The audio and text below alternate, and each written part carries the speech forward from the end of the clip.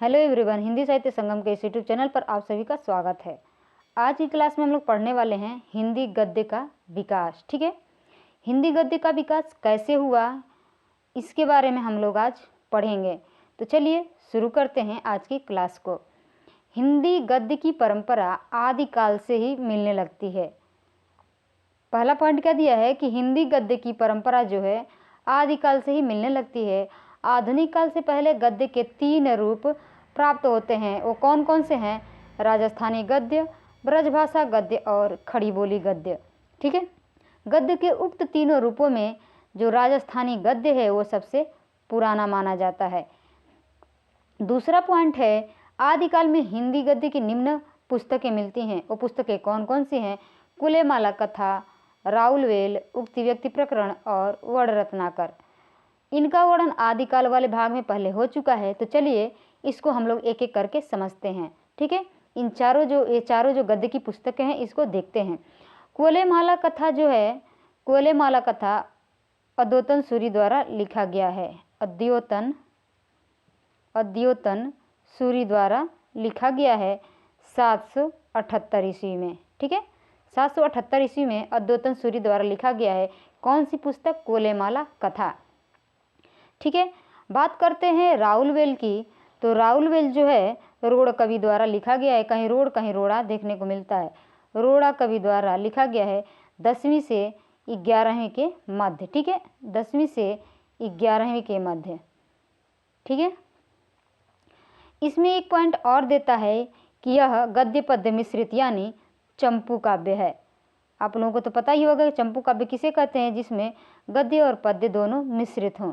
और एक पॉइंट इसमें मिलता है कि यह शिलांकृत कृति है। पूछता है कि कौन सी कृति शिलांकृत कृति है, तो वो है राउलवेल। शिलांकृत कृति का मतलब क्या हो गया? शिलाओं पर अंकित यानी पत्थरों पर लिखा गया। तीसरा जो पॉइंट है इसमें ये मिलता है कि यह इसमें जो है नखशिख वर्णन मिलता है। नखशिख वर्णन मिलता है। ठीक है, और चौथा जो है इसमें 7 बोलियों के शब्द मिलते हैं। 7 बोलियों के शब्द मिलते हैं। ठीक है, तो ये 4 पॉइंट बहुत ही महत्वपूर्ण है। इन 7 बोलियों में सबसे जो प्रसिद्ध है, प्रधान है, वो है राजस्थानी बोली। ठीक है, राजस्थानी बोली। तो कितना देख लिए हम लोग राउलवेल में। ये तो रोड़ा कवि की लिखी हुई है 10वीं से 11वीं के बीच में। ये एक चंपू काव्य है, यह शिलांकृत कृति है। इसमें नखशिख वर्णन मिलता है। इसमें 7 बोलियों का मिश्रण है जिसमें राजस्थानी प्रधान है। ठीक है, आइए अब देखते हैं हम उक्ति व्यक्ति प्रकरण के बारे में। ठीक है, उक्ति व्यक्ति प्रकरण के रचनाकार हैं दामोदर शर्मा। ठीक है, दामोदर शर्मा। किस सन में की थी इन्होंने? 12वीं शताब्दी में इन्होंने रचना की है। किसकी? उक्ति व्यक्ति प्रकरण की। ठीक है, उक्ति व्यक्ति प्रकरण, इसमें पहला पॉइंट है यह व्याकरण ग्रंथ है। व्याकरण ग्रंथ है। और अब बात करते हैं वर्ण रत्नाकर की। वर्ण रत्नाकर के लेखक हैं ज्योतिरीश्वर ठाकुर। ज्योतिरीश्वर ठाकुर। ठीक है, ज्योतिरीश्वर ठाकुर। मैथिली हिंदी में यह रचित गद्य की प्रथम रचना मानी जाती है और यह मोस्ट इम्पोर्टेंट है वर्ण रत्नाकर। ठीक है, अब बात करते हैं आगे। आइए आगे देखते हैं राजस्थानी गद्य। राजस्थानी गद्य की प्रमुख रचनाएं एवं रचनाकार। रचना है धनपाल कथा, 14वीं सदी में। रचनाकार अज्ञात है। तत्व विचार है, 14वीं सदी में। रचनाकार अज्ञात है। पृथ्वी चंद्र चरित्र है, 1421 ईस्वी में। इसके रचनाकार हैं माणिक्य चंद्र सूरी। पंचाख्यान है, 1847 ईस्वी में। फतेहराम बैरागी। पृथ्वी चंद्र चरित्र को वाग विलास भी कहा जाता है। पृथ्वी चंद्र चरित्र को क्या कहा जाता है? वाग विलास कहा जाता है। ये जो चारों आप लोग रचनाएं देखे हैं, ये राजस्थानी गद्य की रचनाएं हैं। आइए ब्रजभाषा गद्य की रचनाएं देखते हैं। ब्रजभाषा गद्य की प्रारंभिक रचनाएं तथा उसके रचनाकार। श्रृंगार रसमंडन विट्ठलनाथ द्वारा लिखा गया है। 84 वर्षों की वार्ता 17वीं सदी में और 252 वर्षों की वार्ता 17वीं सदी में गोकुलनाथ द्वारा लिखा गया है। ठीक है, गोकुलनाथ ने 84 वर्षों की वार्ता में अपने दादाजी यानी वल्लभाचार्य के शिष्यों के बारे में लिखा है और 252 वर्षों की वार्ता में अपने पिता विट्ठलनाथ के 252 शिष्यों के बारे में लिखा है और वल्लभाचार्य के 84 शिष्यों के बारे में लिखा है। लेखक कौन है? गोकुलनाथ। ठीक है, अष्टयाम की बात करें तो अष्टयाम 1603 ईस्वी में नाभादास द्वारा लिखा गया है और नाभादास की एक और रचना है भक्तमाल। अगहन महात्म्य वैकुंठमणि शुक्ल 1623 ईस्वी और वैशाख महात्म्य, यहाँ याद आ गया मैं बता देती हूँ, वैशाख महात्म्य ये है रचना भारतेंदु हरिश्चंद्र की। ठीक है, भारतेंदु हरिश्चंद्र की। ठीक है, अब बात करते हैं वैताल पचीसी। 1710 ईस्वी की है, सुरती मिश्र की। सेवक चरित्र 1779 ईस्वी में प्रियादास की है। ठीक है, प्रियादास ने जो भक्तमाल वो नाभादास का लिखा गया है और सेवक चरित्र जो है प्रियादास ने लिखा है। ठीक है, सही है। आगे बढ़ते हैं। आईने अकबरी का भाषा वचनिका 1795 ईस्वी में लाला हीरालाल ने लिखा है और राजनीति 1802 ईस्वी में लल्लू लाल द्वारा लिखा गया है, ये इम्पोर्टेंट है। और माधव विलास 1817 में लल्लू लाल द्वारा ही लिखा गया है। सोमवंशन की वंशावली 1828 में मणिकलाल ओझा ने लिखा है। ठीक है, तो ये सब रचनाएं किस भाषा में थी? ब्रजभाषा गद्य में। आइए आगे देखते हैं।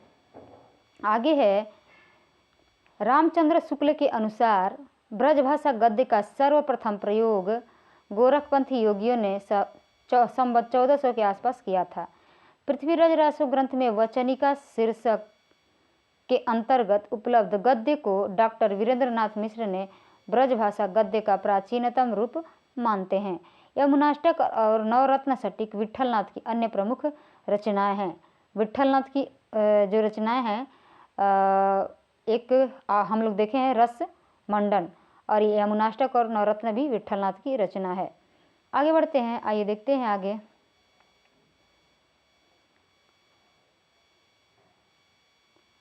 आगे है 84 वैष्णवन की वार्ता और 252 वैष्णवन की वार्ता में वैष्णव भक्तों और आचार्यों की महिमा प्रकट वाली कथाएं लिखी गई हैं।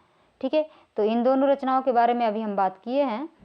आगे देखते हैं कि अष्टयाम में भगवान राम की दिनचर्या का वर्णन है और अष्टयाम नाभादास की रचना है। लिखे हैं कई लोग, लेकिन यहाँ पर नाभादास की बात हो रही है। ठीक है, वैकुंठमणि शुक्ल ओरछा के महाराजा जसवंत सिंह के आश्रित थे। ठीक है, महाराजा जसवंत सिंह के आश्रित थे वैकुंठमणि शुक्ल। प्रियादास दनकौर के रहने वाले थे और राधा वल्लभीय संप्रदाय से संबंधित थे। आइए आगे देखते हैं खड़ी बोली गद्य। राजस्थानी गद्य देखे, ब्रजभाषा गद्य देखे और अब खड़ी बोली गद्य देखेंगे। खड़ी बोली गद्य में सबसे पहले दक्षिणी हिंदी का गद्य आता है। वो क्या है? खड़ी बोली गद्य का प्रारंभिक रूप दक्षिणी हिंदी के रूप में मिलता है। इसे साहित्यकारों ने हिंदी, हिंदवी और देहलवी, दक्षिणी, जवाने हिंदुस्तान आदि नामों से पुकारा है। प्रो एहतेशाम हुसैन ने दक्षिणी हिंदी के संबंध में लिखा है कि इस भाषा में पंजाबी, हरियाणवी और खड़ी बोली का मेल है। यह ब्रजभाषा के प्रभाव से भी बची न थी और सबसे बड़ी बात यह थी इसमें अरबी फारसी के अनेक शब्द भी सम्मिलित हो गए थे। तो यहाँ से लेकर यहाँ तक कोटेशन ये किसने कहा है? प्रो एहतेशाम हुसैन ने दक्षिणी हिंदी के संबंध में लिखा है। आइए आगे देखते हैं। इतिहास से पता चलता है कि आरंभ में उन्होंने उसी भाषा में काम चलाया, यहाँ तक कि वह उन्नति करके साहित्य की भाषा बन गई। साहित्यकारों ने उसको कभी हिंदी, कभी जबाने हिंदुस्तान और कभी दक्कनी कहकर पुकारा है। अब देखते हैं दक्षिणी हिंदी के प्रमुख रचनाकार और रचनाएं। ख्वाजा बंदे नवाज गेसुदराज, समय है इनका 1318 से 1422 ईस्वी। इन्होंने जो रचनाएं लिखी हैं, मेराजुल आस्किन, शिकारनामा, तिलावतुल वजूद, हिदायतनामा, रिसाला सेहवारा या बारहमासा। कितनी हो गई रचनाएं? 5। ठीक है, इन्होंने 5 रचनाएं लिखी हैं दक्षिणी हिंदी में, ख्वाजा बंदा नवाज गेसुदराज। अब देखते हैं मुल्ला वजही। मुल्ला वजही का जो सबरस है पूछा जाता है 1635 ईस्वी में, और एक है कुतुब मुस्तरी। मोहम्मद अली कुतुब शाह ने लिखा है कुलियाते कुली कुतुब शाह। हुसैन अली खान ने लिखा है चार दरवेश 1838 ईस्वी में, ये भी पूछी जाती है। ठीक है, दक्षिणी हिंदी गद्य के प्रथम लेखक, दक्षिणी हिंदी गद्य के प्रथम लेखक माने जाते हैं कौन? ख्वाजा बंदे नवाज गेसुदराज। ठीक है, आइए आगे देखते हैं। मेराजुल आस्किन को दक्षिणी गद्य की प्रथम पुस्तक माना जाता है। इसमें सूफी धर्म का उपदेश है। सबरस जो कि मुल्ला वजही की रचना है, उर्दू साहित्य की प्रथम गद्य रचना माना जाता है। इसमें तसव्वुफ के सिद्धांतों को प्रतीकात्मक शैली में व्यक्त किया गया है।